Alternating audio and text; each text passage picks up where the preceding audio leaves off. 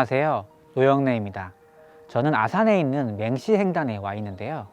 이곳은 조선 초기의 명재상인 맹사성 선생님이 살았던 곳입니다. 보통 옛날에 지어진 집들을 고택이라고 하고 살았던 사람의 이름을 붙여 누구누구 고택이라고 부르는 경우가 많은데요. 이곳은 맹사성 고택이 아니라 맹시행단이라고 하는 이름으로 불리고 있습니다. 그 이유는 맹사성 선생님이 심었다고 하는 600년 넘은 은행나무 두 그룹 때문인데요. 이야기에 따르면 저 은행나무 때문에 행단이라고 하는 이름이 붙었다고 합니다. 맹사성 선생님은 다른 나무도 많은데 왜 하필 은행나무를 심었던 것일까요? 그 이유는 중국에 살았던 유명한 선생님 공자와 관련이 있습니다. 공자는 살구나무 밑에서 학생들을 가르치는 수업을 했다고 합니다. 그래서 그 수업을 했던 장소를 행단이라고 불렀다고 하는데요. 이 행단이라고 하는 곳의 행이 바로 살구나무를 뜻합니다. 그런데 이 행이라고 하는 글자는 살구나무뿐만 아니라 은행나무라고 하는 뜻도 가지고 있어요. 그래서 우리나라에서 이 이야기를 들었을 때 행단이라고 하는 그 행을 은행나무라고 해석하게 된 거죠. 그래서 우리나라에서 굉장히 조선시대 유명한 학교였던 서울의 성균관에도 오래된 은행나무가 있을 정도입니다. 이곳에 은행나무를 심었던 것은 이곳이 맹사성 선생님의 아버지였던 맹이도 선생님이 머무르시면서 주변의 어린 학생들을 가르치던 학교 역할을 했기 때문이 아니었을까 또 생각을 하게 됩니다. 맹시행단에 오면 볼 수 있는 은행나무에 대한 이야기를 들려드렸는데요. 은행나무를 그냥 오래됐구나, 이쁘네 하고 지나칠 수도 있지만 이렇게 은행나무에 대한 숨겨진 이야기들도 있습니다. 이제 들려드릴 이야기는 고택과 관련된 이야기인데요.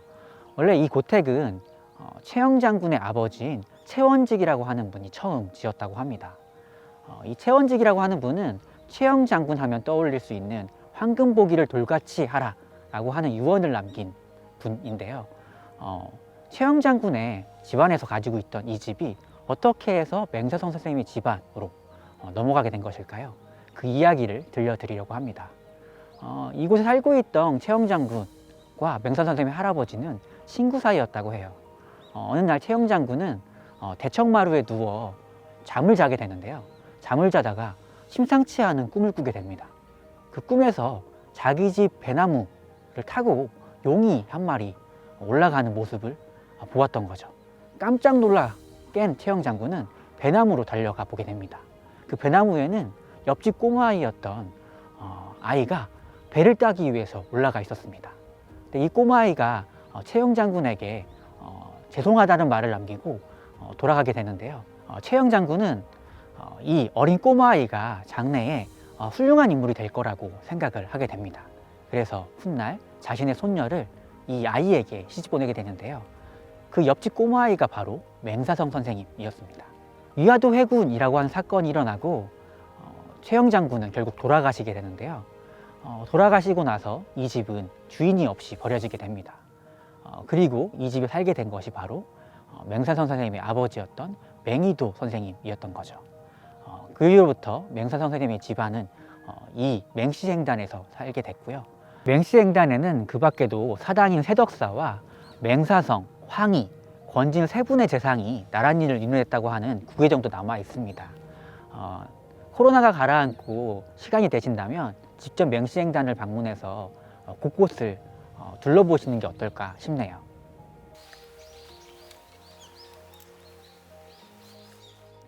첫 번째 체험을 시작해 보도록 하겠습니다. 첫 번째 체험은 활 만들기인데요. 활을 만들다가 다칠 수 있기 때문에 꼭 부모님과 함께 하도록 하면 좋을 것 같습니다. 꾸러미를 열어보시면 활대, 그리고 시위로 사용할 줄, 화살로 사용할 대와 촉, 그리고 화살통으로 구성되어 있습니다. 일단 화살 대부터 먼저 만들어 볼 텐데요. 화살 대 중에 이렇게 튀어나온 부분이 안쪽에 해당합니다. 일단 안쪽에서 줄을 이렇게 바깥쪽으로 위에 있는 구멍을 통해서 넣어줍니다. 그리고 여기 위쪽에서 한번 묶음을 해줄게요. 이렇게 잡아당기면 되겠죠. 그리고 바깥쪽으로 아래쪽에 또 넣어주고 이쪽에서 또 한번 묶어줘야 되는데요. 그냥 묶으면 활이 되지 않겠죠. 요거를 이렇게 구부려 줘야 됩니다. 이때 다칠 수가 있으니까 부모님과 함께 꼭 하면 좋을 것 같고요. 최대한 부러지지 않을 정도로 구부려 준 후에 여기에서 한번 묶어주면 됩니다.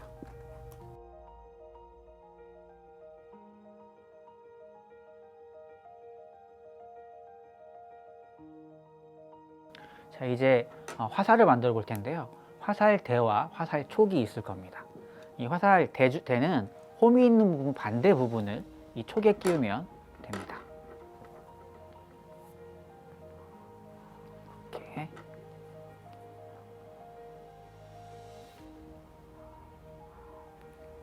이렇게.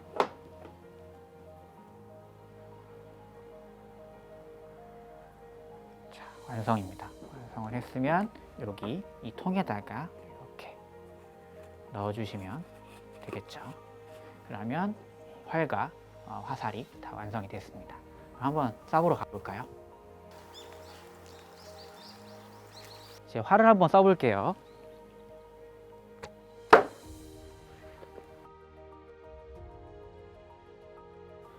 이렇게 활을 만들어 보고 한번 쏴봤는데요.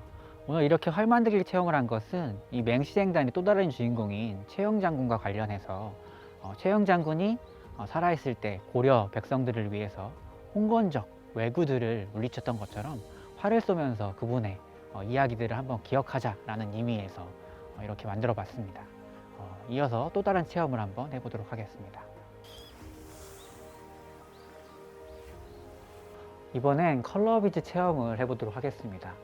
보내드린 꾸러미를 보시면 도안과 컬러비즈, 그리고 컬러비즈를 지금 사용한 집게, 그리고 비즈판, 그리고 기름종이가 있을 텐데요. 우선 이 도안을 아래에 놓고 도안 위에 비즈판을 올려두시면 됩니다. 그리고 이 위에 컬러 비즈를 얹으면 되는데요. 얹을 때에 이 컬러 비즈판이 움직일 수 있기 때문에 집에 있는 테이프를 이용해서 고정을 시켜주면 좋습니다.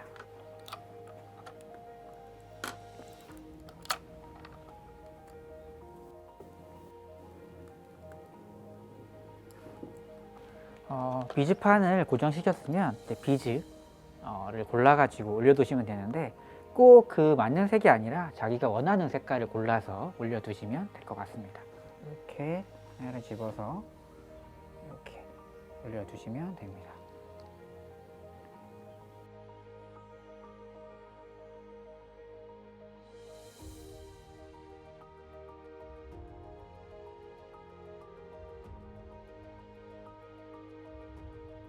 오, 드디어 완성했네요. 이렇게 비즈를 다 채운 친구들은 아마 기름 종이를 같이 보내드렸을 거예요.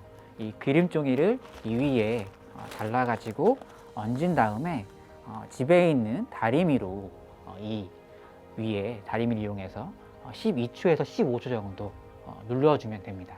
다리미를 사용할 때는 위험할 수 있기 때문에 집에 계신 부모님의 도움을 꼭 받도록 하면 좋을 것 같습니다. 자, 이렇게 맹시행단의 고택에서 컬러비즈 체험까지 진행해 봤는데요. 이제 이 맹시행단의 주인이었던 맹사성 선생님에 대한 창작 판소리 한번 들어보시죠. 조선 천지 고불맹사성 역사 이래 전백리라 덕행 뛰어나고 중효는 출전원임 정사는 공정 출중 대상이라 봉가는 신창 아호고불 배설은 높아자이 정인대 외민정신 기가 믿어라 일찍이 성군 세종대왕가 태평성대 어가한 문물 만세지 금땅이라. 와 세상 아산 시민들 우리도 맹정성의 본을 받아